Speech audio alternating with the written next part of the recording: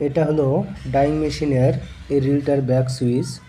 এই সুইচের মূল কাজ হলো রিলটাকে ব্যাগে ঘোরানো। রিলের সাথে কখনো কাপড় পিছিয়ে গেলে রিলটাকে ব্যাগ ঘোরানোর জন্য এই সুইচটা ব্যবহার করা হয়। তো অপারেটর বলতেছে এই সুইচটা নাকি মাঝে মাঝে কাজ করে না। তাই আমরা খুলে দেখতেছি যে সুইচের আসলে কী সমস্যা, কেন কাজ করে না। তাই আমরা খুললাম। আপনারা দেখতেছেন সুইচে অনেক মরিচা পড়ে আছে। মূলত এই মরিচার কারণেই সুইচটা ডিস্টার্ব দিচ্ছে, ঠিকমতো কাজ করতেছে না। কারণ আমাদের মেশিনে সমস্ত কন্ট্রোলিংয়ের জন্য ডিসি 24 ভোল্ট ব্যবহার করা হয়েছে। আর ডিসি 24 ভোল্ট অল্প একটু বাধাপ্রাপ্ত হলে সমস্যা করে। আর সুইচটার ভিতরে যেহেতু মরিচা পড়ছে, সুইচটা চাপ দিলেও অনেক সময় মরিচার কারণে হয়তো কানেকশনটা ঠিকমতো হয় না।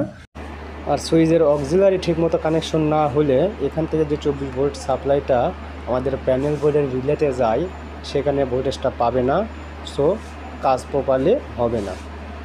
এজন্য অক্সিলারির কানেকশনটা ঠিকমতো হতে হবে। যেহেতু মরিচার কারণে অক্সিলারির ঠিকমতো কানেকশন হচ্ছে না, সুতরাং এটা ব্যবহার করা যাবে না, এটা চলবে না, এটা পরিবর্তন করে দিতে হবে।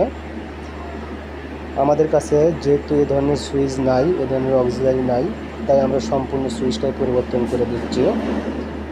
যদি এর ধরনের অক্সিলারি থাকতো, শুধু অক্সিলারি লাগা দিলেই সুইচটা আবার ঠিকমতো কাজ করতো, আমাদের কাছে নাই, তাই আমরা মার্কেট থেকে কেনা লোকাল যে সুইচগুলো আছে এগুলো লাগাই দিচ্ছি। এটা লাগালেও হবে, সমস্যা নাই, হয়তো ডিস্টার্ব দেবে কিছুদিন পর, তারপরেও আমরা লাগাচ্ছি। যদিও সমস্যাটা অনেক ছোট, তবু আপনাদের সাথে শেয়ার করলাম। যারা নতুন ইলেকট্রিশিয়ান আছে, যারা ডাইং মেশিনের কাজকাম শিখতে চাচ্ছেন বা বিভিন্ন মেশিনের কাজকাম শিখতে চাচ্ছেন, তাদের জন্য অনেক উপকারে আসবে। চেষ্টা করব মেশিনের যত টুকিটাকি ট্রাবল শুটিংগুলো আছে এগুলো নিয়ে আপনাদের কাছে শেয়ার করার জন্য। যদি আপনারা ঠিকমতো রেসপন্স করেন তাহলে অবশ্যই আমি ছোট থেকে বড় সব ধরনের সমস্যা নিয়ে আলোচনা করব আপনাদের মাঝে। আমাদের সুইচ কানেকশন শেষ, এখন আমরা দেখব সুইচটা ঠিকমতো কাজ করতেছে কি না।